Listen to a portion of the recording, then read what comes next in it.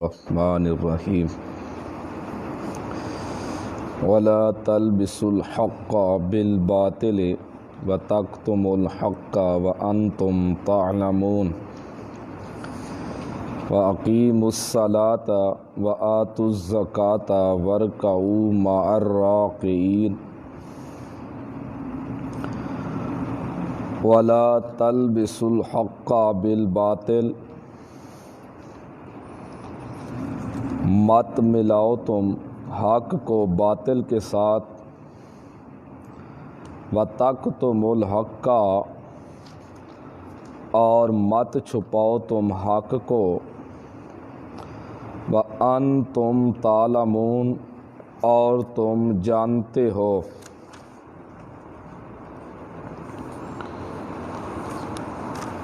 یہودیوں کے اندر 4 بیماریاں تھیں۔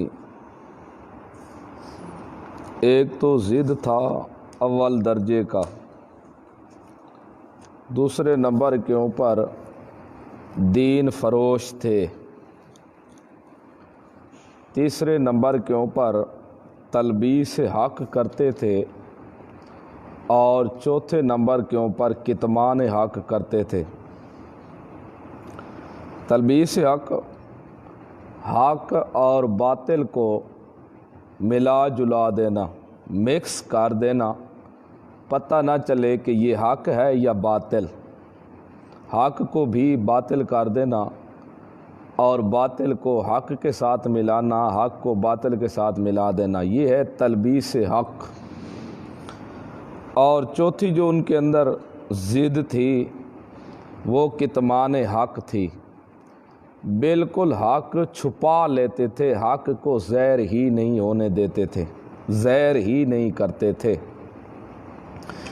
وَلَا تَلْبِسُوا الْحَقَّ، مت ملاؤ تم حق کو بالباطل، باطل کے ساتھ۔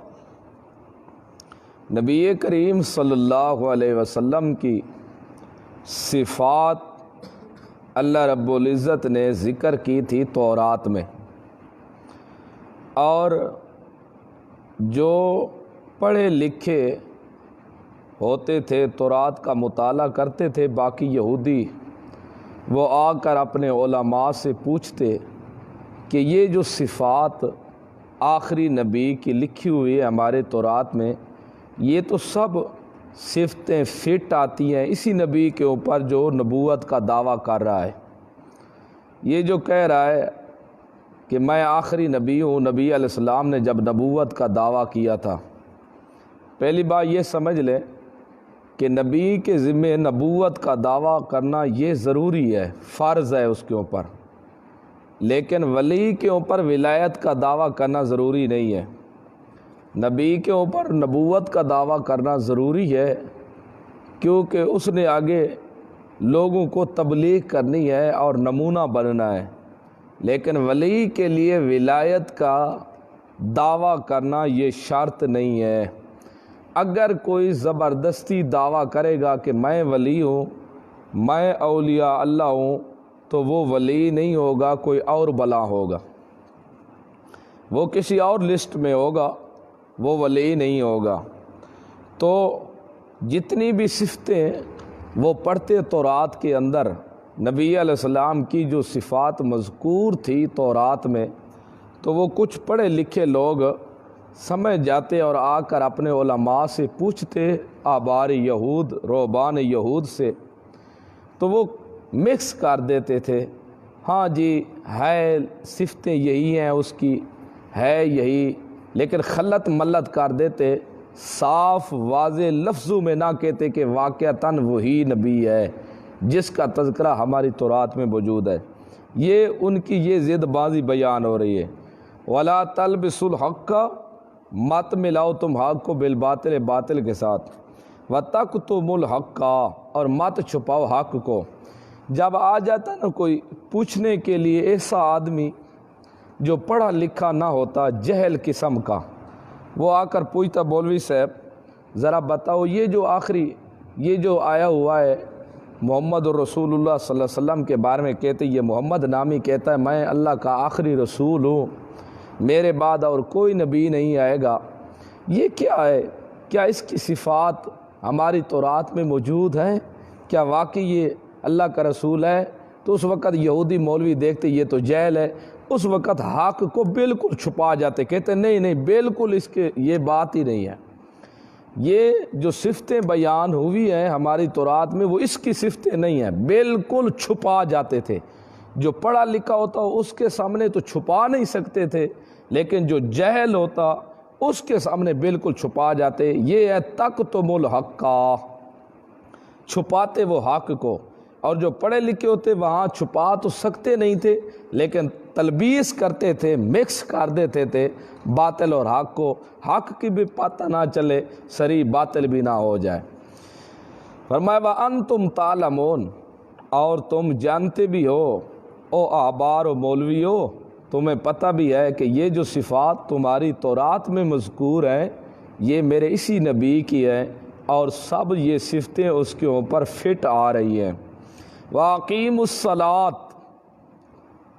قائم کرو نماز کو، یہ وَآتُوا الزَّکَاةَ، اور زکوٰۃ کو ادا کرو، یہ علاج ہے فخر کو توڑنے کا، جس کے اندر غرور ہو، فخر ہو، کیونکہ انسان کے اندر غرور بھی ہوتا ہے، فخر بھی ہوتا ہے، تو اقیم الصلاۃ، نماز قائم کرو۔ جب نماز قائم کرو گے تو اس وقت یہ فخر ختم ہو جائے گا، سب غریب، امیر، سردار، غربا ایک صف میں کھڑے ہوں گے، ایک امام کے پیچھے کھڑے ہوں گے، ایک امام کی اقتداء میں کھڑے ہوں گے، سب برابر ہوں گے، سب کا حکم ایک ہی ہوگا، تو تب اس وقت غرور ختم ہو جائے گا، یہ تکبر ختم ہو جائے گا، بڑائی ختم ہو جائے گی۔ یہ علاج ہے حب جا کی، جو ان کے اندر بڑائی تھی، فخر پن تھا، اس کا علاج ہے اقیم الصلاۃ، نماز قائم کرو۔ یہ اندرونی بھی حسد اور بغض کو ختم کرے گی اور بیرونی زہر سے بھی تمہاری اصلاح کرے گی۔ تو آپ دیکھو اقیم الصلاۃ، حسد، بغض، کینہ، فساد، اس کو ختم کرنے کا جو علاج اللہ نے بتایا ہے وہ ہے نماز قائم کرنے کا۔ وَآتُوا الزَّکَاةَ، زکوٰۃ ادا کرو، یہ علاج ہے حب مال، جس کے دل میں مال کی محبت ہے وہ بھی غرہ ہو جاتا ہے، تو مال کی محبت کو ختم کرنے کے لیے زکوٰۃ فرض کی گئی ہے۔ زکوٰۃ ادا کرو تاکہ تمہارے دل میں مال کی محبت نہ بیٹھ جائے، کیونکہ مال کی محبت ایک ایسی چیز ہے جو انسان ایک روپیہ بھی خرچ نہیں کرتا۔ آج یہی تو ہے جو مال کی محبت بیٹھ گئی ہے، دین کو بیچنا پڑے بیچ دیتے ہیں، ملک بیچنا پڑے بیچ دیتے ہیں، عزت کا سودا کرنا پڑے کر دیتے ہیں، لیکن کسی طریقے سے مال آ جائے، مال۔ تو اللہ نے مسلمانوں کو اس مال کی محبت ختم کرنے کا علاج بتا دیا کہ وَآتُوا الزَّکَاةَ، تم زکوٰۃ ادا کرو تاکہ یہ جو مال کی محبت ہے، حب مال، یہ ختم ہو جائے کسی طریقے سے۔ وَارْكَعُوا مَعَ الرَّاكِعِينَ، یہ علاج ہے حسد کا، جو آپ حسد ہوتا ہے انسان کے دل میں، یہ بہت بری چیز ہے۔ فرمایا رکوع کرو مع الراکعین، رکوع کرنے والوں کے ساتھ، اور یہودیوں مسلمانوں کے ساتھ مل کے نماز ادا کرو، تم بھی مسلمان ہو جاؤ تاکہ تمہارے اندر جو حسد کھڑا ہے مسلمانوں کے خلاف، یہ حسد بھی تمہارا ختم ہو جائے۔ تو یہ تواضع، عاجزی کرو گے تو یہ اندر سے جو اندرونی حسد ہوگا باطنی، وہ ختم ہو جائے گا رکوع کرنے سے۔ وَارْكَعُوا، رکوع کرو مع الراکعین، رکوع کرنے والوں کے ساتھ، یعنی مسلمانوں کے ساتھ تم بھی عجز اختیار کرو تاکہ حسد ختم ہو جائے۔ أَتَأْمُرُونَ النَّاسَ بِالْبِرِّ وَتَنْسَوْنَ أَنفُسَكُمْ وَأَنْتُمْ تَتْلُونَ الْكِتَابَ، یہ زجر ہے اس عالم پر جو بے عمل ہے، اس کے اوپر زجر ہے، ایک ڈانٹ دی جا رہی ہے اس کے اوپر سختی ایک قسم کی جا رہی ہے، زجر اس کو کہتے ہیں۔ اتامرون الناس، آیا تم حکم کرتے ہو لوگوں کو، بالبر نیکی کا، وتنسون انفسکم، اور تم بھول جاتے ہو اپنے آپ کو، وانتم تتلون الکتاب، حالانکہ تم خود بھی کتاب پڑھتے ہو۔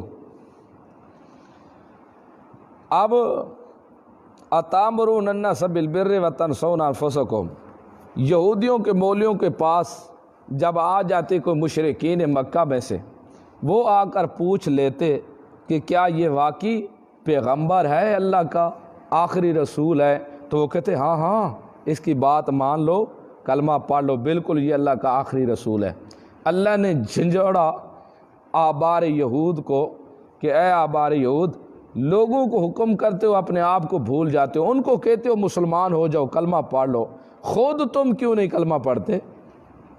اتامرون الناس بالبر وتنسون انفسکم، لوگوں کو حکم کرتے ہو نیکی کا، خود اپنے آپ کو بھول جاتے ہو، اور تم کتاب بھی پڑھتے ہو، کیونکہ یہ مدرسین بھی بڑے تھے، بڑے بڑے مدرس تھے یہ، ان کے مدرسے بھی بہت بڑے بڑے تھے، کتاب خود پڑھتے بھی ہو، پڑھاتے بھی ہو، تو یہ اس میں ان کی مذمت ہو رہی ہے اس عالم کی جو بے عمل ہے۔ یہاں ایک مسئلہ اٹھایا ہے، آیا ایک آدمی عالم ہے لیکن ہے بے عمل، کیا وہ بے عمل عالم آگے تبلیغ کر سکتا ہے لوگوں کو یا نہیں کر سکتا؟ ہے عالم لیکن خود بے عمل ہے، یعنی اس کی عملی کوتاہی ہے، وہ خود نماز نہیں پڑھتا، خود روزہ نہیں رکھتا، صاحب طاقت ہے، مال والا ہے، اور صاحب نصاب ہے، زکوٰۃ نہیں دیتا، اس کے اندر خود کوتاہی ہے، وہ خود بے عمل ہے، کیا وہ لوگوں کو آگے تبلیغ کر سکتا ہے یا نہیں کر سکتا؟ بعض نے تو کہا ہے کہ وہ تبلیغ نہیں کر سکتا، کیوں؟ جب خود عمل نہیں کرتا تو دوسروں کو تبلیغ کیا کرے گا، کس منہ سے وہ تبلیغ کرے گا؟ جیسے دوسرے مقام پر آتا ہے نا، لِمَ تَقُولُونَ مَا لَا تَفْعَلُونَ، تم کیوں کہتے ہو ایسی بات جو تم خود نہیں کرتے؟ یعنی جب وہ خود ہی نماز نہیں پڑھتا تو دوسرے کو کیسے کہے گا تو نماز پڑھ؟ جب خود ہی روزہ نہیں رکھتا دوسرے کو کیسے کہے گا تو روزہ رکھ؟ جب خود ہی وہ آپ عمل نہیں کرتا دوسروں کو کیسے کہے گا تو عمل کر؟ تو اس لیے وہ یہ استدلال پکڑتے ہیں، اتامرون الناس بالبر وتنسون انفسکم لِمَ تَقُولُونَ مَا لَا تَفْعَلُونَ، تم کیوں کہتے ہو جو تم خود کرتے نہیں ہو، یعنی تم اس کام کے کہنے کے بھی حقدار نہیں ہو۔ اور دوسرے کہتے ہیں نہیں، عالم کے ذمہ دو فریضے ہوتے ہیں، ایک تو وہ احکام ہے جو خود عالم کے اوپر ہے، ایک فریضہ ہے اس کا اپنا، خود نماز پڑھنا، روزہ رکھنا، زکوٰۃ دینا، نیکی کی، تامرون الناس بالبر وتنسون، نیکی کا اپنے خود نیکی کرنا، یہ اس کا اپنا فریضہ ہے، تامرون الناس بالبر وتنسون، اور دوسرا کہ لوگوں کو حکم کرنا یا نہ، یہ اس کا دوسرا فریضہ ہے۔ اب اس کے اوپر یہ بھی فرض لاگو ہو گیا، عالم بن گیا ہے تو اب لوگوں تک پہنچانا بھی ضروری ہے، یہ علیحدہ فریضہ ہے، یہ علیحدہ اچھائی کا حکم کرنا اور برائی سے منع کرنا، یہ ایک علیحدہ مستقل فریضہ ہے، اور خود اپنے فرائض جو اس کے اوپر لاگو نماز، روزے، زکوٰۃ، حج، اس چیز والے، یہ ایک علیحدہ فریضہ ہے، لہذا یہ اپنے فریضے میں اگر کوتاہی کر رہا ہے تو اس کی اپنی کوتاہی ہے، باقی جو دوسرا فرض ہے وہ اپنی کوتاہی کی وجہ سے دوسرے فرض کو نہ چھوڑے، تبلیغ کرتا رہے، لہذا وہ کہتے ہیں کہ وہ تبلیغ کر سکتا ہے۔ یہ اللہ نے اتامرون الناس، باقی یہاں سے کیا مراد ہے کہ اتامرون الناس بالبر وتنسون انفسکم، تو یہاں اللہ نے یہ نہیں کہا کہ لوگوں کو تو نیکی کا حکم کرتے ہو اور برائی خود یہ کام تنسون، اپنے آپ کو بھول جاتے ہو، تو اس سے یہ مقصد نہیں ہے کہ اگر خود ایسا کرتے ہو تو دوسروں کو منع ہی نہ کرو، یہ اللہ ایک احساس دلا رہا ہے ان کو، یعنی اتامرون الناس بالبر، آیا تم حکم کرتے ہو لوگوں کو نیکی کا اور خود اپنے آپ کو بھول جاتے ہو، تو یہاں سے دوسروں کو تبلیغ کرنا ممانعت ثابت نہیں ہو سکتی، تو دوسروں کو تبلیغ کرنے کی اس کے لیے ممانعت ثابت نہیں ہو سکتی۔ لہذا دو فریضے ہیں، اگر اپنے فریضے کے اندر کوتاہی کی ہوئی ہے تو دوسرے فریضے کو ادا کرے، اگر اس میں کوتاہی کرے گا تو پھر دو فرض اس کے سر چڑھ جائے گا۔ تو یہ اللہ نے کہا کہ ان کو تو تم کہتے ہو یہودی ہو کہ یہ صحیح ہے، کلمہ پڑھ لو، اس کی بات مانو، لیکن تم اپنے آپ کو کیوں بھول جاتے ہو؟ حالانکہ تم کتاب خود بھی پڑھتے ہو۔ چلو کتاب نہ پڑھتے، تم لا علم ہوتے، وہ ایک علیحدہ بات ہے، جان بوجھ کے غلطی کرنا یہ ایک علیحدہ مقام ہے۔ جیسے کبھی کبھی اہل علم آدمی کو بھی جہل کے مقام پر کھڑا کیا جاتا ہے۔ کبھی ایسا بھی ہوتا ہے کہ اہل علم آدمی جو ہوتا ہے اس کو بھی کبھی کبھی جہالت والے مقام کے اوپر کھڑا کر کے اس کو بھی آواز لگائی جاتی ہے۔ مثال کے طور پر اللہ نہ کرے کوئی ایسا موقع نہ آئے کسی کے ہاں بھی، ایک آدمی ہے اپنے آپ کو، اپنے باپ کو وہ مار رہا ہے، اپنے باپ کو پیٹ رہا ہے، مار رہا ہے، دیکھنے والا دیکھتا ہے، کہتے ہیں شرم کر، حیا کر، تیرا باپ ہے۔ تو یہ شرم ہی نہیں آتی، یہ تیرا باپ ہے، اس نے تجھے پالا ہے، کھلایا ہے، پلایا ہے، یہ تیرا باپ ہے۔ کیا اس بیٹے کو پتہ نہیں تھا کہ یہ میرا باپ ہے؟ پتہ تھا، لیکن یہ کام ایک ایسا کر رہا ہے جہالت والا کہ اہل علم کو بھی جہل کے مقام پر کھڑا کر کے اس کو بھی آواز لگائی جاتی ہے۔ تو یہ بھی ایک ایسے ہے کہ تم کیا ان کو پتہ نہیں تھا کہ ہم یہ عمل نہیں کر رہے؟ پتہ تھا، لیکن کیا مقام جہالت کے ان کو کھڑا کیا جا رہا ہے۔ تو فرمایا کہ تم پڑھتے ہو کتابیں، تو کیا کتابیں پڑھنے ان کو علم نہیں تھا؟ کتابیں پڑھتے تھے پڑھتے، لیکن جان بوجھ کے وہ غوطہ لگا جاتے تھے۔ وَأَنْتُمْ اور تم تَتْلُونَ الْكِتاب تم پڑھتے ہو کتاب کو، أَفَلَا تَعْقِلُونَ آیا پس تم عقل کیوں نہیں رکھتے، سوجھ بوجھ سے کام کیوں نہیں لیتے؟ وَاسْتَعِينُوا بِالصَّبْرِ وَالصَّلَاةِ یہ ہے علاج حب جا و مال کا۔ امداد طلب کرو تم بالصبر، صبر کے ذریعے، والصلاۃ اور نماز کے ذریعے۔ وَإِنَّهَا لَكَبِيرَةٌ بے شک وہ لَكَبِيرَةٌ بہت بھاری ہے، الا مگر علی الخاشعین عاجزی کرنے والوں پر۔ یہ علاج بتایا جا رہا ہے حب جا و مال کا، کہ جن کے دل میں مال کی محبت ہے اور سرداری کی محبت اور حب بھرا ہوا ہے ان کے اندر، ان کا علاج یہ ہے کہ کوئی تکلیف، مصیبت، پریشانی آ جائے تو امداد طلب کرو نماز کے ذریعے اور صبر کے ذریعے۔ تو استعینوا امداد طلب کرو باللہ اللہ کے ساتھ، اللہ سے امداد طلب کرو تم بالصبر والصلاۃ۔ بعضوں نے کہا دیکھو جی تم کہتے ہو غیر اللہ سے امداد مانگنا جائز نہیں ہے، تو یہاں صلاۃ بھی تو غیر ہے۔ تو یاد رکھو یہ امداد اللہ سے مانگنی ہے صبر کے ذریعے، صبر کر کے مانگنی، یہ نہیں کہ صبر کو کہو آ میری امداد کر، میری امداد کر، میری امداد۔ اور امداد طلب کرنی ہے اللہ سے نماز کے ذریعے، یعنی جس وقت کوئی تکلیف، مصیبت، پریشانی، غم آ جائے تو اس وقت نماز کے اندر مشغول ہو جانا ہے، نماز پڑھنی ہے، نماز کے ذریعے اللہ سے امداد طلب کرنی ہے۔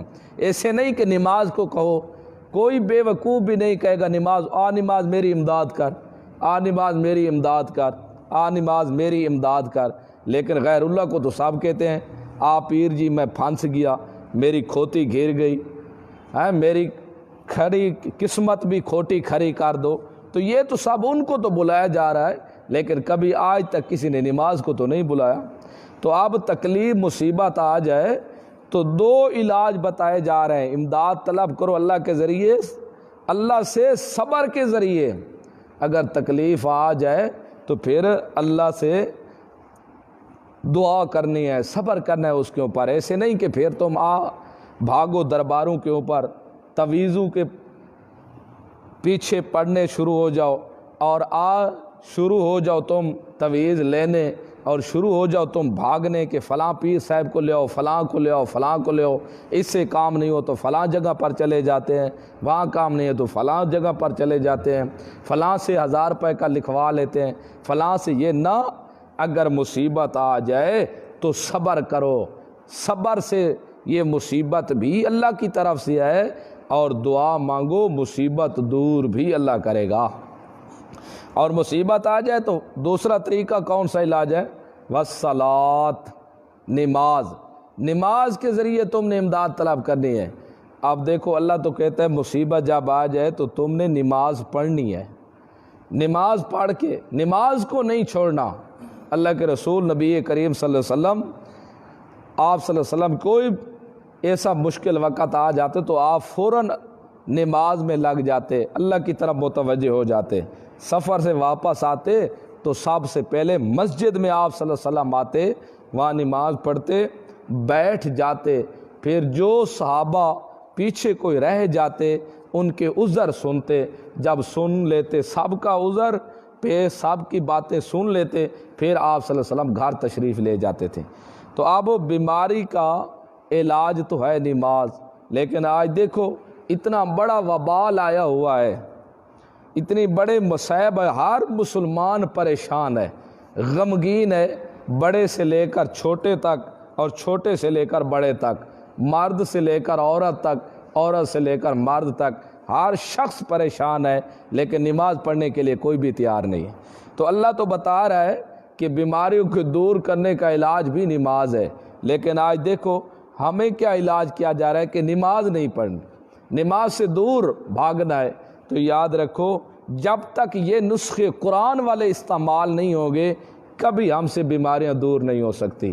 جب تک یہ قرآن والے نسخے نہ استعمال کرو گے اس وقت تک کبھی تم بیماریوں سے چھٹکارا حاصل نہیں کر سکتے، اور جب تک یہ نسخے استعمال قرآن والے نہیں ہوں گے اس وقت تک ہمیشہ اللہ کی طرف سے عذاب ہی عذاب مسلسل اترتا رہے گا۔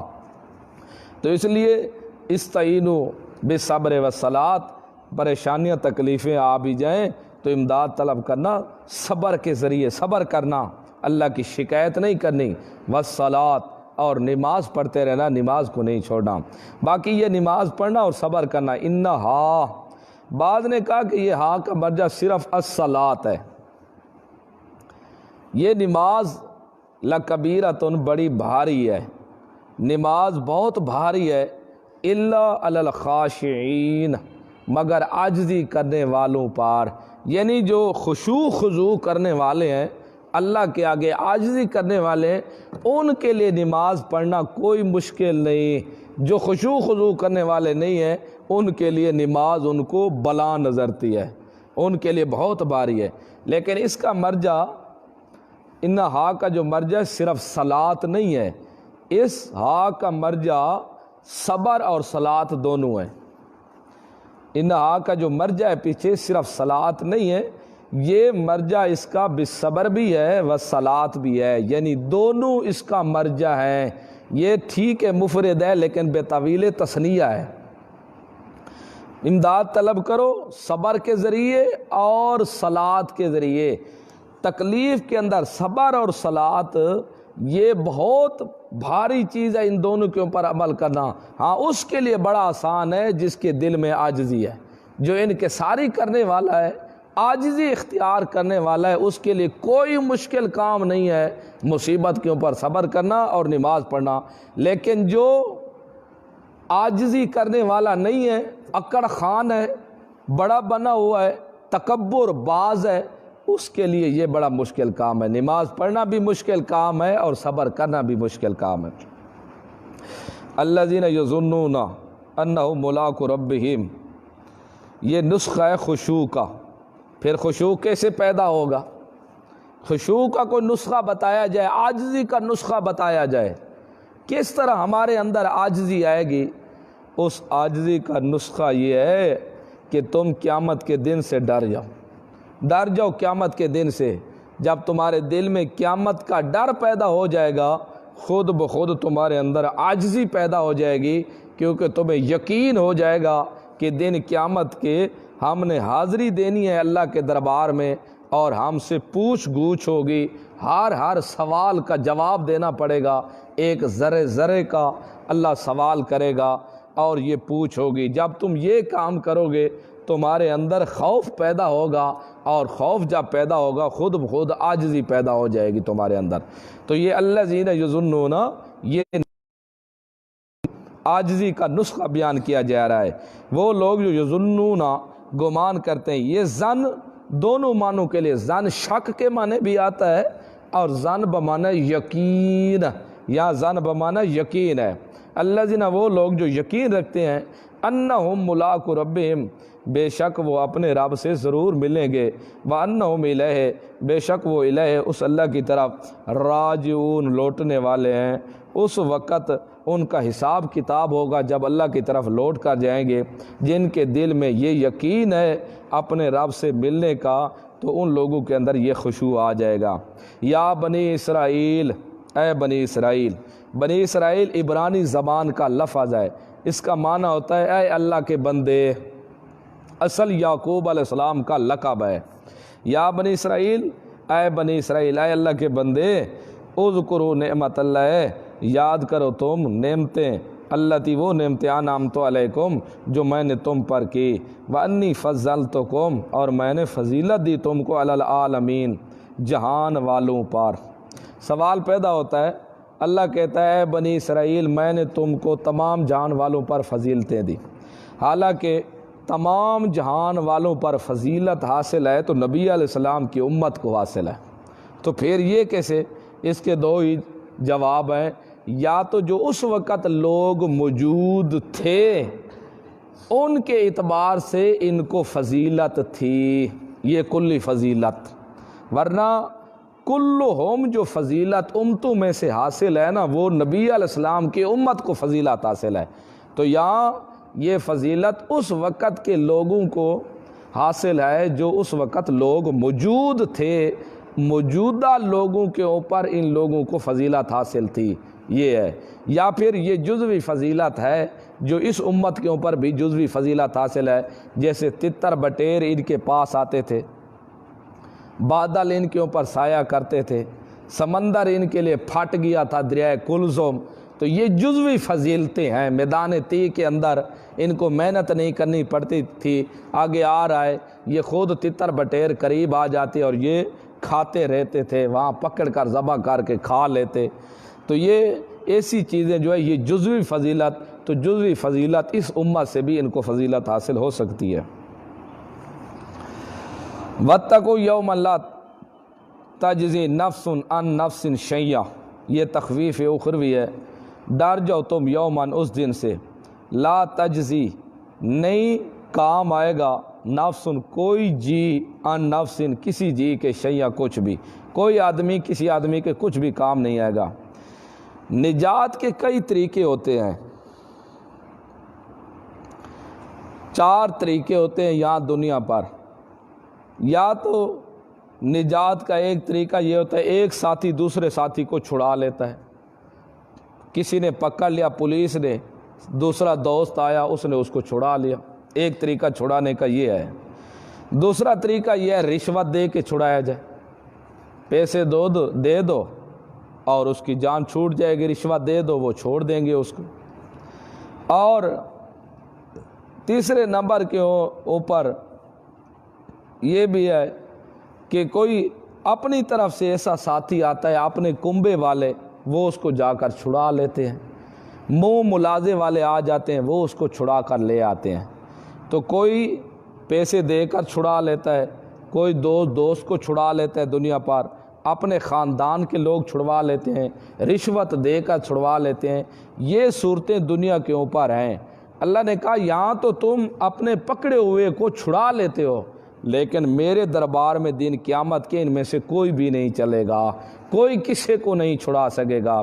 اب دیکھو ان کی نفی کی جا رہی ہے۔ نجات کا پہلا طریقہ نجات اول بتا رہا ہے کہ خبردار، یہاں تو ایک دوسرے کی جگہ تم آ کر ایک دوسرے کو چھڑا لیتے ہو، لیکن دن قیامت کے یوم لا تجزی نفس عن نفس شیئا، اس دن کوئی نفس کسی نفس کے کام کچھ بھی نہیں آئے گا۔ ولا یقبل منا شفاعتن، اور دوسرا طریقہ تھا سفارش کا، سفارش کرا کے چھڑا لیتے تھے، لیکن اللہ کے دربار میں سفارش نہیں چلے گی۔ ولا یقبل، اور نہیں قبول کیا جائے گا، منہا، اس سے شفاعتن، کوئی سفارش قبول نہیں ہوگی۔ یہاں تو سفارش زبردست بھی ہوتے ہیں نا، کہ بڑا جا کر اس نے سفارش کر دی، انہوں نے چھوڑ دیا، لیکن دن قیامت کے کوئی سفارشی نہیں ہوگا۔ یہ شفاعت کاریہ کی نفی ہو رہی ہے، جو مشرکین کا ایک نظریہ تھا کہ ہمارے بزرگ وہاں بھی ہمیں زبردستی چھڑا لیں گے، یہ ان کی نفی کی جا رہی ہے۔ خبردار، وہاں کوئی چھڑانے والا نہیں ہوگا۔ ولا یقبل، نہیں قبول کیا جائے گا، مینا، اس سے شفاعتن، کوئی سفارش۔ ولا یؤخذ، یہ تیسرا طریقہ بیان کیا جائے، فدیہ اور رشوت دے کر چھڑانا۔ ولا یؤخذ، اور نہیں لیا جائے گا، مینا، اس سے عدل، کوئی فدیہ۔ ولا ہم، اور یہ چوتھا طریقہ ہے، قوم آ کے چھڑا لیتی ہے، ولا ہم، اور نہ وہ ینصرون، مدد کیے جائیں گے اپنی قوم کی طرف سے۔ یہ چاروں طریقے وہاں نہیں چلیں گے۔ وَإِذْ نَجَّيْنَاكُمْ، جب نجات دی ہم نے تم کو، یہ انعام اللہ شمار کرا رہا ہے بنی اسرائیل کو۔ اے بنی اسرائیل، ذرا وہ انعام بھی یاد کرو جو میں نے تمہیں انعام دیے تھے۔ پہلا انعام یہ ہے، وَإِذْ نَجَّيْنَاكُمْ، جب نجات دی ہم نے تم کو، من آل فرعون، آل فرعون سے، یسومونکم، چکھاتے تھے وہ تمہیں، سوء العذاب، برا عذاب، وہ تمہارے باپ دادوں کو برا عذاب چکھاتے تھے۔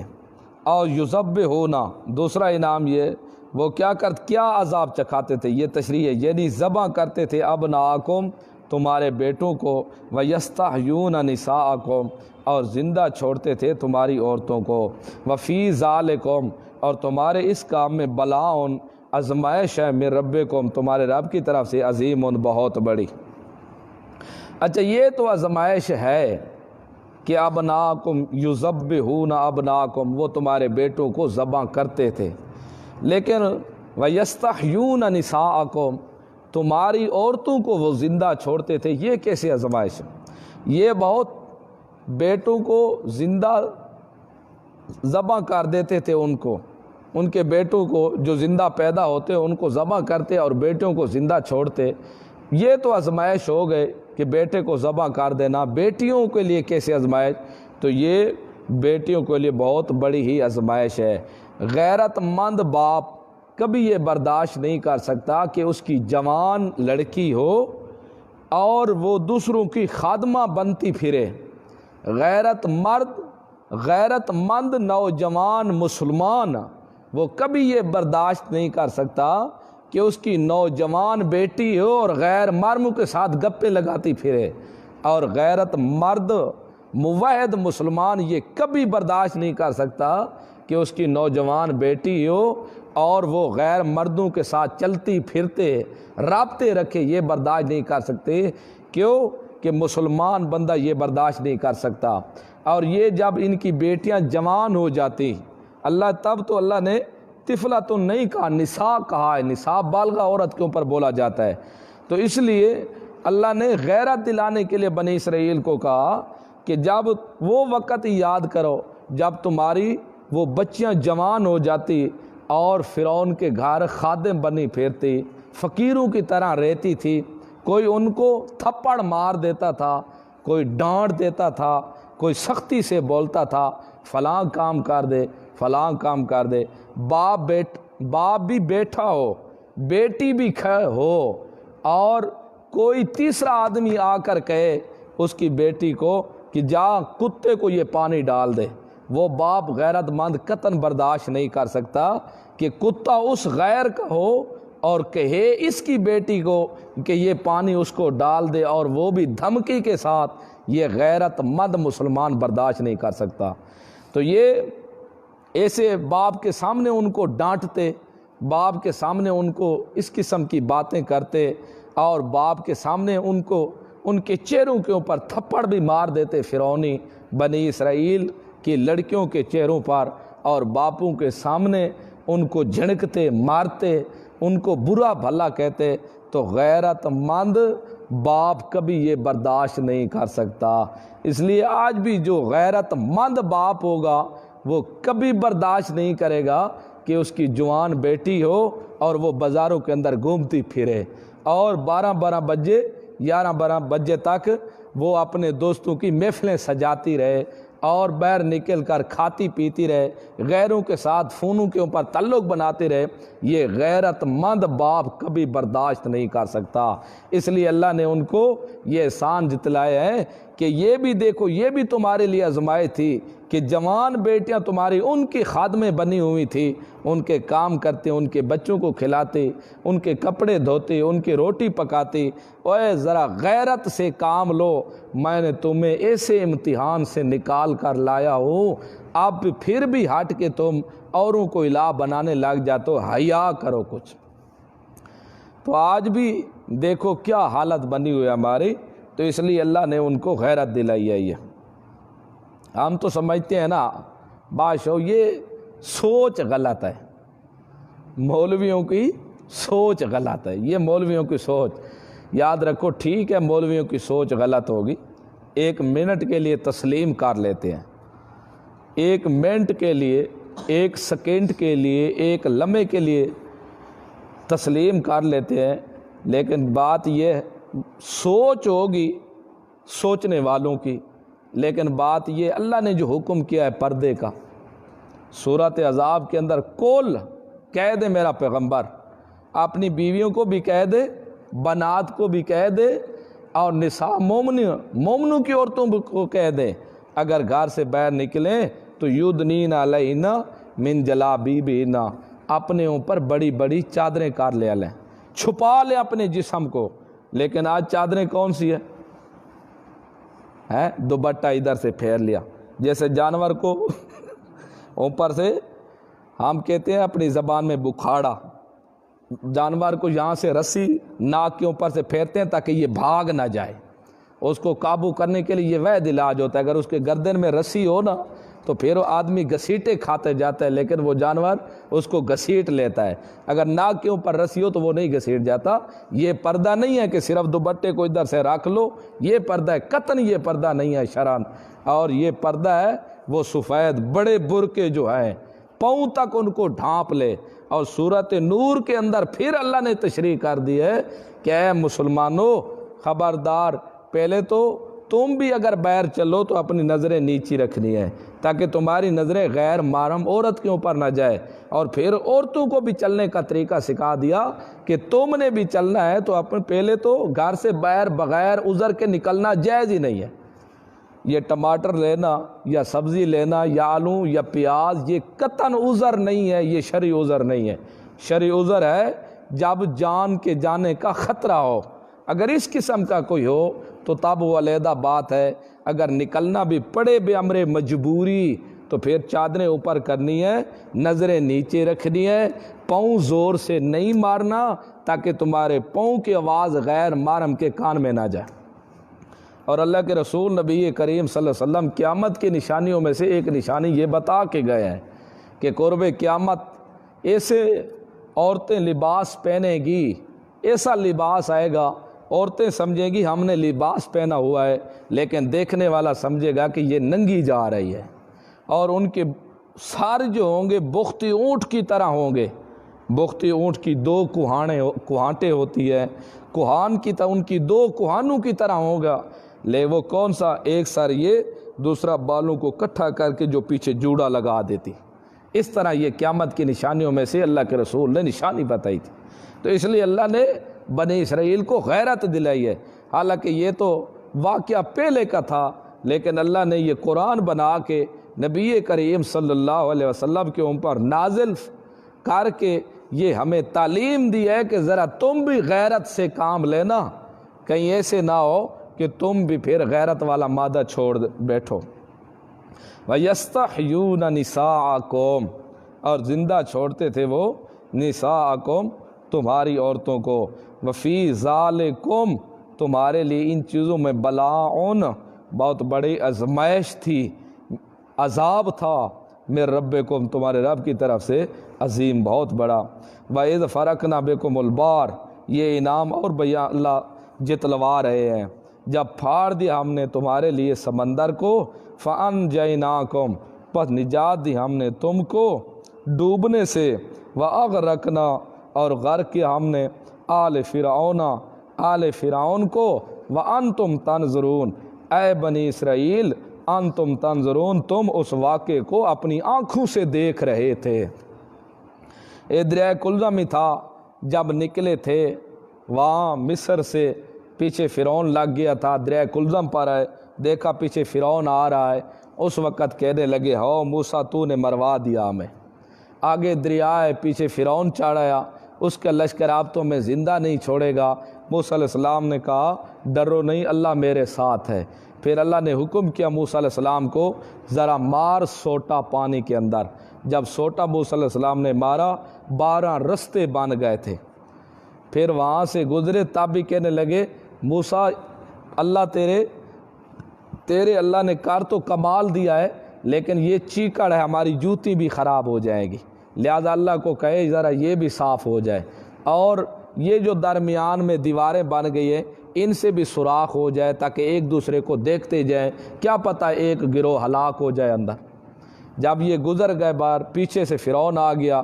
فرعون جب اترا دریائے کے اندر، پھر اللہ نے حکم کیا دریا کو کہ چل اپنے طرز کے اوپر، جیسے پہلے چل رہا تھا روانگی کے اوپر چلا۔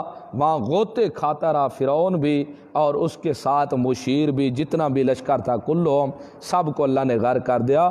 اور بنی اسرائیل اس وقت جو کھڑے تھے وہ دریا کے کنارے کے اوپر آنکھوں سے یہ منظر دیکھ رہے تھے، آنکھوں سے ان کا منظر یہ دیکھ رہے تھے۔ اللہ نے یہ احسان جتلایا کہ ذرا یہ بھی دیکھو میں نے تو تمہارے لیے سمندر کو پھاڑ دیا تھا اور تمہیں فرعون جیسے اتنے بڑے ظالم سے نجات دی، کیا یہ میرا احسان تھوڑا ہے تمہارے اوپر؟ وَإِذْ وَعَدْنَا، یہ انعام اور پھر اللہ جتلوا رہے ہیں۔ جب وعدہ دیا ہم نے موسیٰ علیہ السلام کو 40 لیلۃ، 40 رات کا، ثم اتخذتم العجل، پھر پکڑ لیا تم نے بچڑے کو۔ کیا بچڑے لیا؟ آگے مفعول اور بھی حذف ہے، الہن، تم نے بچڑے کو الہ بنا لیا، من بعد ہی، موسیٰ کے چلے جانے کے بعد، وانتم ظالمون، اس حال میں کہ تم ظلم کرنے والے تھے۔ جب یہ میدان تیہ میں پہنچ گئے، موسیٰ علیہ السلام چلا گیا کوہ طور پر کتاب لینے کے لیے تورات۔ وہاں پہنچا، پیچھے سے سامری نے بچڑا بنا دیا، اور بچڑا بنا کے ان زیورات کا جو یہ فرعون والے لوگوں سے لے کر آئے تھے، اس طرح بنایا کہ بچڑا تھا بالکل صحیح، جس طرح گائے کا بچہ ہوتا ہے، تو اس کے اندر رکھے تھے سوراخ، جو ہی ہوا گزرتی وہ آواز نکالتا تھا بچڑے کی طرح۔ پھر سامری نے کہا کہ یہ الہ ہے تمہارا اصل۔ موسیٰ بھول گیا، وہ کوہ طور پر چلا گیا، موسیٰ کا الہ بھی یہی ہے اور تمہارا الہ بھی یہی ہے۔ وہ تو بنی اسرائیل والے پہلے بھی ایسے معبود تلاش کر رہے تھے، تو کچھ لوگ وہاں اس بچڑے کے آگے جھک گئے، بڑے خوش ہونے لگے اور اعتکاف بیٹھنے لگے، اور ہارون علیہ السلام بھی وہاں موجود تھے۔ وہ منع کرتے رہے لیکن یہ لوگ نہ رکے، انہوں نے کہا اب تو چھوڑ دے اس بات کو، نہیں تو پھر اچھی بات نہیں ہوگی۔ پھر ہارون علیہ السلام منع تو کرتے رہے لیکن یہ لوگ اس بری حرکت سے باز نہیں آئے تھے۔ یہ سامری کے بچڑے کو الہ سمجھتے رہے۔ جب اللہ نے موسیٰ علیہ السلام کو بتایا کہ آپ تو ادھر آ گئے ہیں لیکن پیچھے سامری نے ان کو گمراہ کر لیا ہے، بچڑے کی حالت میں الہ بنا دیا، وہ اس کو معبود بنا رہے ہیں۔ موسیٰ علیہ السلام وہاں سے آئے کوہ طور سے، جلدی آ کر تختیاں تورات کی رکھ دی، اور ہارون بھرا کو پہلے مخاطب کر کے کہا یہاں سے پکڑ کر جھنجھوڑا بھی سے، کیا تو نے یہ کام کیوں نہیں کیا، منع کیوں نہیں کیا تھا، تو میرے پیچھے کیوں نہیں ہے، ذرا آ جاتا۔ ہارون علیہ السلام نے کہا تھا او میری ماں کے بیٹے، دشمنوں کو نہ ہنسا، میں تو اس لیے نہیں آیا، پھر تو کہتا کہ تو ان کو چھوڑ کر کیوں آ گیا پیچھے۔ دوسری بات ہے میں منع تو کرتا رہا ان کو، لیکن یہ ضدی اتنے تھے، یہ میرے قتل کرنے پر تیار ہو جاتے۔ بہرحال اس وقت سب کو منع کیا، موسیٰ علیہ السلام نے وہ رک گئے، اور سامری کو بد دعا کی، سامری کے سامنے وہ بچھڑے کو آگ میں جلا دیا، جلا کے اس کی خاک پانی میں پھینک دی۔ سامری کو کہا تو ہمیشہ جب تک زندہ رہے گا ذلیل ہی رہے گا۔ تو سامری کو یہ بد دعا تھی موسیٰ علیہ السلام کی۔ سامری کی حالت یہ بن گئی تھی، جو سامری کو ہاتھ لگاتا سامری بھی بیمار ہو جاتا، ہاتھ لگانے والا بھی بیمار ہو جاتا، تپش چڑھ جاتی ان کو۔ تو سامری پھر خود کہتا مجھے ہاتھ نہ لگاؤ، مجھے ہاتھ نہ لگاؤ۔ یہ سامری کا یہ حرکت تھی۔ تو اللہ نے کہا تم نے اس وقت اپنے اوپر ظلم کیا تھا، لیکن پھر بھی ہم نے تمہیں معاف کیا تھا، سچے دل سے تم نے توبہ کر لی، ورنہ حق تو ایسا بنتا تھا جیسا حشر سامری کے معبود کا ہوا تمہارا بھی ایسا ہوتا۔ تو یہ سامری تقریباً ہر امت میں رہے ہیں، ہر امت کے اندر ایک سامری ضرور رہا ہے۔ جیسے موسیٰ علیہ السلام کی امت میں سامری تھا، ایسے نبی علیہ السلام کی امت میں بھی کچھ مذہبی سامری ہیں جو اس قسم کے لوگوں کو غلط قسم کے مسائل بتا کے اور قرآن سے ہٹا کے اور بدعات کو رائج دے کر ان کے پیچھے لگا دیتے ہیں کہ اصل شریعت یہی ہے۔ یہ بھی وہی سامری ہے۔ تو ہر امت کے اندر کچھ نہ کچھ سامری ہے، تو اس امت کے اندر بھی سامری وہی ہے جو قرآن سے ہٹا کر دوسری طرف لوگوں کو لے کر جا رہے ہیں، یہ بھی سامری ہے۔ تو اللہ نے کہا ثم عفونا عنکم، پھر معاف کر دیا ہم نے تم سے، من بعد ذالک، اس شرارت کے بعد تم نے سچے دل سے توبہ کر لی، معاف کر دیا، لعلکم تشکرون، تاکہ تم شکر ادا کرو۔ وَإِذَا آتَيْنَا مُوسَى الْكِتَابَ، جب دی ہم نے موسیٰ علیہ السلام کتاب، تو یہ پھر ان کی توبہ اس طرح ہوئی کہ جو اللہ کی طرف سے حکم آیا، جو بچڑے کی عبادت کرتے رہے ہیں وہ اپنے آپ کو قتل کرے۔ ایک تو بعد نے یہ لیا کہ اپنے آپ کو قتل کریں، بعد نے کہا نہیں، جو عبادت نہیں کرتے تھے وہ عبادت کرنے والوں کو قتل کرے۔ یہ ان کی توبہ تھی موسیٰ علیہ السلام کی شریعت کے اندر، کہ جو بچڑے کی عبادت کرتے رہے ہیں نہ کرنے والے عبادت کرنے والوں کو قتل کریں۔ کچھ کو تو قتل کر دیا گیا تھا، کچھ پیچھے رہ گئے تھے، ان کو پھر معافی کا اعلان آ گیا تھا۔ صرف واحد یہ شریعت ہے نبی علیہ السلام کی، جو جتنے بھی گناہ کر کے آئے کسی کو بتائے بھی نہیں، صرف اللہ کے دربار میں توبہ کر لے، سب گناہ اس کے معاف ہو جائیں گے۔ فرمایا بعد ذالک، اس نئی شرارت کے بعد، لعلکم تشکرون، تاکہ تم شکر گزار بنو۔ وَإِذَا آتَيْنَا، یہ انعام چوتھا بیان کیا جا رہا ہے۔ جب دی ہم نے موسیٰ علیہ السلام کو کتاب، والفرقان، اور فرقان کا معنی ہوتا ہے حق اور باطل کے درمیان فیصلہ کرنے والی چیز۔ تو یہ دونوں فرقان بمعنی بھی کتاب ہے، کتاب دی یعنی فرقان دی، حق اور باطل کے درمیان کا فرق کرنے والی۔ لعلکم تہتدون، اس کی حکمت کیا تھی دینے کی؟ اس لیے تاکہ تم ہدایت پا جاؤ۔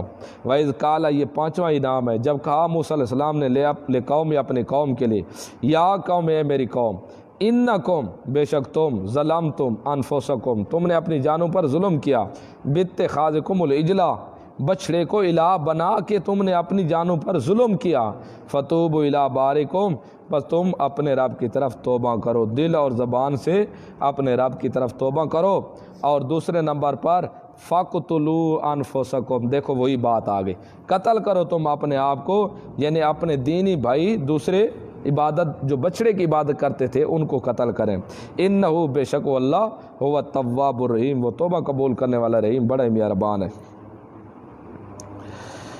وَإِذْ قُلْتُمْ یا موسیٰ، یہ سادس چھٹا انعام، جب کہا موسیٰ علیہ السلام، جب اذ قلتم، جب کہا تم نے، یا موسیٰ، اے موسیٰ، لن نؤمن، ہرگز نہ ہم ایمان لیں گے، لک، تیرے لیے، حتیٰ نر اللہ جارتن، یہاں تک کہ ہم دیکھ لیں اللہ کو آمنے سامنے، فاخذتکم الصاعقۃ، پس پکڑ لیا تم کو چیخ نے، وانتم تنظرون، اس حال میں کہ تم اپنے آپ کو آنکھوں سے گرنا دیکھ ہی رہے تھے ایک دوسرے کو۔ پھر انہوں نے کہا کہ ہم اس وقت تک کتاب نہیں مانیں گے جب تک اللہ کا کلام ہم خود اپنے کانوں سے سن نہ لیں۔ موسیٰ علیہ السلام 70 سردار لے کے کوئی طور پر پہنچ گئے، اللہ نے کہا ٹھیک ہے لے آ، اللہ نے کلام کیا، انہوں نے سن لیا، ٹھیک ہے بھی ہو گیا، باقی جی کلام ہویا ہے، موسیٰ علیہ السلام کے ساتھ اللہ کا۔ پھر کہنے لگے نہیں ہم نہیں مانیں گے، شاید ہو سکتا ہے کسی اور کی آواز ہو، ہم جب تک اللہ کو اپنی آنکھوں سے دیکھیں گے نہیں، جب تک اللہ کو اپنی آنکھوں سے دیکھیں گے نہیں اس وقت تک ہم نہیں مانتے۔ یہ ڈٹ گئے، چیخ آئی اور بجلی کی کڑک تھی، خرہ، سب گھرے وہاں مار گئے۔ موسیٰ علیہ السلام بھی دیکھ رہے تھے، کہنے لگے اللہ یہ تو اور میرے ذمہ لگ گئے۔ وہاں پھر اللہ نے دوبارہ ان کو جلایا تھا، زندہ کیا تھا، پھر یہ آئے۔ تو یہ وہی اللہ احسان کہہ رہا ہے کہ حق تم کہہ رہے تھے کہ اللہ کو آمنے سامنے دیکھیں گے، اس وقت تک ایمان نہیں لے آئیں گے جب تک لن نؤمن لک حتی نری اللہ جہرۃ، جب تک اللہ کو اپنی آنکھوں سے دیکھ نہیں لیں گے۔ پس پکڑا تم کو چیخ نے۔ مسئلہ چلتا ہے کیا اللہ کو دیکھا جا سکتا ہے یا نہیں؟ معتزلہ اور ہم مسلک ان کے دوسرے لوگ قریب وہ کہتے ہیں یہ ممکن ہی نہیں ہے، اللہ کو نہیں دیکھا جا سکتا۔ لیکن اہل سنت والجماعت سے مراد تابعین، تبع تابعین، ائمہ اربعہ وہ مراد ہیں، وہ کہتے ہیں نہیں، دنیا اور آخرت میں اللہ کو دیکھا جا سکتا ہے، لیکن دنیا میں یہ ہو سکتا نہیں دنیا میں کوئی کہ اللہ کو دیکھ لے، لیکن یہ ممکن ہے۔ لیکن آخرت میں دیدار الہی ضرور ہوگا، آخرت میں دیدار الہی ضرور ہوگا، اللہ اپنا دیدار مومنوں کو ضرور کرائیں گے۔ لیکن باطل قسم کے مذاہب جو ہیں وہ نہیں مانتے اس بات کو۔ لعلکم تشکرون، یہ احسان جتلایا۔ پھر وانتم تنظرون، تم دیکھ رہے تھے، ثم بعثناکم من بعد موتکم، پھر ہم نے کھڑا کیا تم کو تمہاری موت کے بعد، مر چکے تھے، پھر تم میں زندہ کیا، یہ بھی ہمارا احسان ہے۔ لعلکم تشکرون، یہ اس لیے ہم نے تمہیں زندہ کیا تھا تاکہ تم شکر ادا کرو۔ وَظَلَلْنَا عَلَيْكُمُ الْغَمَامَ، یہ پھر انعام اللہ جتلوا رہا ہے، سایہ کیا تھا ہم نے تمہارے اوپر غمام بادلوں کا۔ وَأَنزَلْنَا عَلَيْكُمُ الْمَنَّ، اور اتارا ہم نے تمہارے اوپر من ترنجبین، وَالسَّلْوَىٰ، تتر بٹیر، کلو کھاؤ، من طیبات پاکیزہ چیزیں، ما رزقناکم جو ہم نے تم کو رزق دیں۔ یہ میدان تیہ کا واقعہ ہے، وہاں کوئی درخت نہیں تھے، کسی قسم کا سایہ نہیں تھا، کسی قسم کا بھی۔ پھر ان کے اوپر بادل آتے اور وہ سایہ کر لیتے تھے، یہ جہاں بھی جاتے بادل اوپر سے سایہ کیا رکھتے ان کا۔ یہ اللہ نے وہ احسان جتلوایا۔ اور وہاں کھانے کی کوئی چیز بھی نہیں تھی، تو ترنجبین یہ ایک میٹھی چیز تھی، صبح کے وقت نیچے آئی ہوتی اور یہ اٹھا کر کھاتے تھے، شہد کی طرح میٹھی تھی، جس طرح شبنم صبح ہوتی ہے یہ بھی اس طرح پڑی ہوتی تھی اور یہ کھا لیتے تھے۔ وَالسَّلْوَىٰ، یہ تتر بٹیر اڑ کے آتے، یہ خود پکڑ لیتے، وہ ان سے ڈرتے بھی نہیں تھے، ذبح کر کے پھر کھاتے رہتے، یہ عیش و عشرت کرتے۔ بعض کہتے ہیں کہ یہ خود جنت سے ان کے لیے یہ تتر بٹیر آتے تھے، لیکن اکثر اسی طرح ہے کہ یہ تتر بٹیر وہاں آتے اور یہ وہ ان کے سامنے اڑتے نہیں تھے، ڈرتے نہیں تھے ان سے، یہ آرام سے پکڑ لیتے، ان کو ذبح کر لیتے اور ڈشیں تیار کرتے رہتے۔ یہ کھانے دی اللہ نے ان کو۔ اللہ نے کیا کہا؟ کھلو، کھاؤ تم، من طیبات، عمدہ کھانے، ما رزقناکم جو ہم نے تم کو کھانے کے لیے دیے ہیں رزق۔ وما ظلمونا، اور نہیں ظلم کیا انہوں نے ہم کو، ولکن انفسہم، لیکن تھے وہ انفسہم اپنی جانوں پر یظلمون، خود ظلم کرنے والے۔ یہ اپنے کھانے خراب کر کے انہوں نے اپنی جان پر خود ظلم کیا، ہم نے ان پر ظلم، انہوں نے ہمارا نقصان نہیں کیا، اپنا نقصان کیا۔ نہیں ظلم کیا انہوں نے ہم کو، ظالمونا، نہیں ظلم کیا انہوں نے ہم کو، ہمارا نقصان نہیں کیا، انہوں نے اپنی جان کا نقصان کیا، اپنا ہی نقصان کیا تھا۔ وَإِذْ قُلْنَا ادْخُلُوا هَٰذِهِ الْقَرْيَةَ، جب کہا ہم نے داخل ہو جاؤ اس بستی میں، فَكُلُوا مِنْهَا، پس کھاؤ اس بستی کی چیزوں سے، حیث شئتم، جہاں سے تم، چو راغدن کھلا، وادخلوا البابا داخل ہو جاؤ دروازے کو، سجدن سجدہ کرتے ہوئے، اور قولو شکر لسانی کہو بھی صحیح تم، حتاتون یعنی ہمارے گناہ معاف کر دے تو نغفر لکم ہم معاف کر دیں گے تمہارے لیے خطایاکم تمہاری خطاؤں کو۔ بَإِذْ قُلْنَا ادْخُلُوا هَٰذِهِ الْقَرْيَةَ، یہاں سے یہ وہ بستی ہے، اصل تو بنی اسرائیلیوں کا علاقہ تھا شام کا۔ جب یوسف علیہ السلام مصر آئے تھے تو اس وقت یہ سب چل کر یعقوب علیہ السلام بیٹے سمیت سارا گھرانہ مصر کے اندر آ گیا تھا۔ جب یہ میدان تی میں تھے، امن تھا، فرعون غرق ہو گیا تھا، سکون تھا۔ اب ان کی خواہش تھی کہ ہم اپنے علاقے میں جائیں، شام علاقے میں۔ اللہ نے کہا جانا ہے شام کے علاقے میں، کہتے ہیں ہم نے جانا ہے شام کے علاقے میں۔ تو اللہ نے کہا ٹھیک ہے، ان کو کہو جاؤ شام کے علاقے میں، لیکن ایک بات ہے، وہاں ایک قوم ہے عمالقہ، ان کے ساتھ لڑو، تھوڑا سا پنگا تم لو، فتح ہم دیں گے۔ جب یہ تیار ہو گئے، قریب پہنچے، عمالقہ قوم کو دیکھا، وہ تو بڑے بڑے وجود تھے ان کے، اور بڑے موٹے طاقتور، یہ دیکھ کے بیٹھ گئے، ہمیں ایسے ملک کی ضرورت، یہ اتنے بڑے جو بغلوں میں اٹھا کر ہمیں لے جائیں گے، ہم نہیں لڑتے ان سے۔ اللہ نے کہا موسیٰ علیہ السلام کو کہ میرا پیغمبر ان کو کہے تھوڑا سا تم چلو تو صحیح نا، تم مقابلہ کرو، فتح ہم دیں گے، تم ان کے وجودوں کو نہ دیکھو۔ لیکن انہوں نے کہا نہ موسیٰ ایسی بات نہیں ہے، اگر لڑنا ہے تو بھی چلا جا، بھرا کو بھائی کو بھی لے جا، تیرا خدا لڑے، ہم نہیں لڑتے۔ واہ کمال ہو گئی، اللہ نے سزا یہ دی ان کو، 40 سال تک میدان تی میں گھومتے رہے، پھر 40 سال تک میدان تی میں رہے، یہ گھومتے رہے، اور موسیٰ علیہ السلام کی موت بھی میدان تی میں آئی تھی۔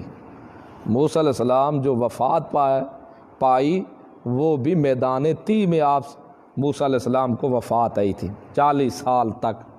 پھر یہ اس کے بعد شام کے علاقے میں گئے، پھر ان کا شوق ہوا کہ اب ہم بیت المقدس جاتے ہیں، ہمارا ارادہ ہے چلو بیت المقدس۔ یہ بیت المقدس، شام، یہ سارے جو علاقے ہیں یہ سارے سابقہ علاقے ہیں جہاں پیغمبر آئے ہیں، ان کے صحابہ یہاں رہ کے گئے ہیں، یہ علاقے اب صحابہ اکرام کا زیادہ رجحان اس طرف تھا۔ انہوں نے کہا ہم نے جانا ہے بیت المقدس۔ اللہ نے کہا چلو ایک بات ہے، تم جاؤ صحیح، لیکن بات یہ جب دروازے سے گزرنا ہے نا، تم نے 2 کام کرنے ہیں۔ ایک تو ذرا عاجزی کرنی ہے، جھک کے جانا ہے۔ تو آیا سجدہ، سجدے 2 ہے، ایک ہے الحنا جھکنا، ایک ہے پیشانی کو زمین کے اوپر رکھنا۔ تو اکثر یہ کہتے ہیں کہ جھک کے تھوڑا اس طرح نیواں ہو کہ تم جانا دروازے سے، اور دوسرے نمبر پر تم نے اپنی زبان سے کہنا ہے حتاتون حتاتون حتاتون، جس کا معنی ہے اللہ ہمیں معاف کر دے، اللہ تو معاف کر دے، اللہ تو معاف کر دے، ہمارے گناہ معاف کر دے۔ انہوں نے دونوں الٹے کام کیے۔ جب یہ داخل ہونے لگے، اللہ نے کہا سجدہ کر کے داخل ہونا ہے، انہوں نے اپنی چوتڑوں کے بال یہ داخل ہونے لگے۔ یہ اتنے بدماش تھے، سرغنے بنے ہوئے تھے، الٹا کام ایسے گردنیں اوپر کر لی، گردنیں اوپر کر کے تھے اپنی چوتڑ کے بار گھستے، یہ کام۔ اللہ نے کہا تم کہنا ہتاتون، انہوں نے الٹے کام، انہوں نے کہا ہنتاتون ہنتاتون، ہمیں گندم کے دانے چاہیے، انہوں نے یہ الٹا۔ اللہ نے کہا دیکھو ہو تھے تو حق بنتا تھا تمہیں، وہاں میں سزا دیتا، لیکن پھر بھی میں نے درگزر کر دیا، معاف کر دیا، شریف اتنے تھے۔ یہ وہی واقعہ ہے۔ وَإِذْ قُلْنَا ادْخُلُوا، جب کہا ہم نے ادخلوا داخل ہو جاؤ، هَٰذِهِ الْقَرْيَةَ اس بستی کو، فَكُلُوا مِنْهَا پس کھاؤ اس بستی کی چیزوں میں سے، حیث شئتم جہاں تم چاہو، راغدہ کھلا، سارا علاقہ تمہارا اپنا ہے، جس جگہ رہو کھاؤ مزے کرو، لیکن خیال رکھو ایک کام کرنا، وادخلوا الباب جب داخل ہونا نا دروازے کو، سجدن سجدے کی حالت میں جانا، اور دوسرا یہ تو شکر تھا نا، سجدن شکر بدنی، جسم کے ساتھ شکر ادا کرنا ہے، اور وقولو اور یہ شکر لسانی، زبان کے ساتھ یہ کہنا ہتاتون سادہ بھی ایک مسئلہ ہے، ساڑھیا خطاواں معاف کر، نغفر لکم، تو اس کا ثمرہ یہ نکلے گا تمہارے شکر کا، ہم معاف کر دیں گے تمہارے لیے خطایاکم، تمہاری خطاؤں کو، غلطیوں کو، وسنزید المحسنین، اور ان قریب ابھی ابھی ہم زیادہ دیں گے دل سے نیکی کرنے والوں کو۔ تم نے کیا کیا؟ فبدل الذین ظلموا، پس تبدیل کر دیا ان لوگوں نے جنہوں نے ظلم کیا، بدل دیا ظالم لوگوں نے قول اور قول کو، غیر الذی، سوائے اس کے، قیل لہم، جو کہا گیا ان کو کہا گیا تھا ہتاتون کہنا، انہوں نے کہا ہنتاتون، ان کو کہا گیا تھا سجدے کی حالت میں جانا، وہ اکڑتے ہوئے گزرے تھے۔ فانزلنا علی الذین، پس اتارا ہم نے، یہ تبدیل کرنے کا ثمرہ کیا نکلا، پس اتارا ہم نے ان لوگوں پر جنہوں نے ظلم کیا تھا، رجزا من السماء، عذاب آسمان سے، بما کانوا یفسقون، بسبب ان کی نافرمانیوں کے۔ وَإِذِ اسْتَسْقَىٰ، یہ انعام اور بیان کیا جا رہا ہے ان کو، 8واں، جب طلب کیا موسیٰ علیہ السلام نے لقوم، اپنی قوم کے لیے، جب طلب کیا پانی موسیٰ علیہ السلام نے اپنی قوم کے لیے، میدان تیہ میں پانی نہیں تھا نا، مرتے تھے، یہ پانی نہیں میرا تھا، کہنے لگے موسیٰ اللہ کو کہے پانی دے، موسیٰ علیہ السلام نے دعا کی، اللہ نے کہا یہ پتھر جو ہے نا اس کے اوپر سوٹا مار، موسیٰ علیہ السلام نے وہی عصا لگایا جو اس کے ہاتھ میں سانپ بن جاتا تھا، جو معجزہ تھا، وہ 12 چشمے جاری ہو گئے، اور یہ 12 قبیلے تھے، لیکن ماشاءاللہ ان کی سلوک اس طرح تھا جیسے آج کل ہماری عوام کا سلوک ہے، ان کا سلوک اتنا تھا، یہ ایک دوسرے کو نہیں دیکھ سکتے تھے، ایک دوسرے کے ساتھ ان کو آپس میں حسد اور یہ بغض تھا، اللہ نے 12 چشمے جاری کر دیے تاکہ یہ لڑے نہیں، بھیڑے نہیں آپس میں، ہر ایک اپنے اپنے چشمے سے پانی پیتا، یہ بھی اللہ نے احسان جتلوایا ہے۔ وَإِذِ اسْتَسْقَىٰ موسیٰ، جب طلب کیا پانی کو موسیٰ علیہ السلام نے لقوم، اپنی قوم کے لیے، فَقُلْنَا، یہ اجابت الہی، اللہ نے دعا قبول کر لی، ہم نے کہا اضرب، مار تو بعصاک، اپنے عصا کو، حجرہ، پتھر پر، فانفجرت، پس پھوٹ پڑیں گے منہ سے، 12 12 چشمے، عیناً بمانا چشمہ، 12 چشمے پھوٹ پڑیں گے، قد علم کل اناس، تحقیق جان لیا ہر قبیلے والوں نے، ہر قوم نے، مشربہم، اپنے پینے کی جگہ کو، کلو کھاؤ، اس سے پہلے کلنا موضوف ہے، ہم نے کہا کلو کھاؤ، جہاں بھی امر کا صیغہ آ جائے اس سے پہلے کالا یا کول موضوف ہوگا، اس قسم ایسی جگہوں پر آئے تو کلنا، ہم نے کہا کلو کھاؤ تم، وشربو، اور پیو تم، من رزق اللہ، اللہ کے رزق سے۔ سوال پیدا ہوتا، کھاؤ پیو اللہ کے رزق سے، ولا تعصوا، تھا تو چشمہ، تو اس سے پیتے کیسے؟ پیتے تو صحیح، کھاتے کیسے؟ چشمہ تھا نا، اس سے پانی نکلا، اللہ نے کہا کلو وشربو، کھاؤ اور پیو، تو یہ تو پینے کے لیے تھا، کھانے کے لیے کھجوریں تھوڑی تھی، تو کہتے ہیں اس کا کہ یہ کھانا، جیسے کہتے ہیں نا آؤ جی روٹی شوٹی ہو جائے، کوئی چائے پانی، چائے روٹی شوٹی کھلائیں آپ کو، تو یہ اس طرح یہ بھی ایک ہے زبان، اسی زبان کے اوپر۔ بعض کہتے ہیں کہ یہ پانی جو تھا جیسے پیاس کو بجھاتا تھا، ایسے بھوک کو بھی ختم کر دیتا تھا۔ کلو کھاؤ وشربو، پیو، میرے رزق اللہ، اللہ کے رزق سے، ولا تعصوا، اور نہ تم ہو جاؤ فی الارض، زمین میں، مفسدین، فساد کرنے والے، ہماری زبان میں کہتے ہیں ٹیٹا نہ مرو زمین دے وچ، ولا تعصوا، اور نہ تم ہو جاؤ فی الارض، زمین میں، مفسدین، فساد کرنے والے۔ وَإِذْ قُلْتُمْ، جب تم نے کہا،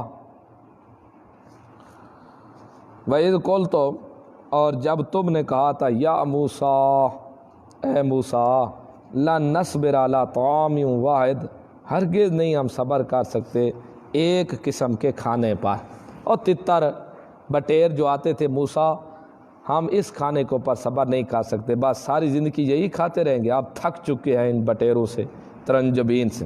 فَادْعُ لَنَا، یہ مطالبہ دعا، پس تو دعا کر لنا ہمارے لیے، ربا کا، تو اپنے رب سے، یخرج، نکالے وہ لنا ہمارے لیے، مما، اس چیز سے، تنبت الارض، جو اگاتے زمین، من بقلہا وقصیہا، یہ جو غذائیں ہیں پیاز کسا کھکڑیاں فومے و آدھا سیا و باسا لیا مسور کی دال ہو گئی گندم ہو گئی اور پیاز ہو گئی ہمیں یہ ضرورتیں ہیں۔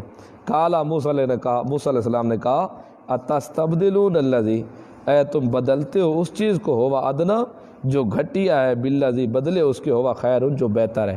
یہ پیاز مسور کی دال گندم ٹماٹر تھوم ہیں کتنے سمجھدار ہو، اللہ نے اتنی اعلیٰ چیزیں دی ہیں، تتر بٹیر ترنجبین، تم کہتے ہو یہ نہیں کھاتے، ہمیں پیاز کی ضرورت ہے، ہم پیاز کھائیں گے پیاز کھائیں گے۔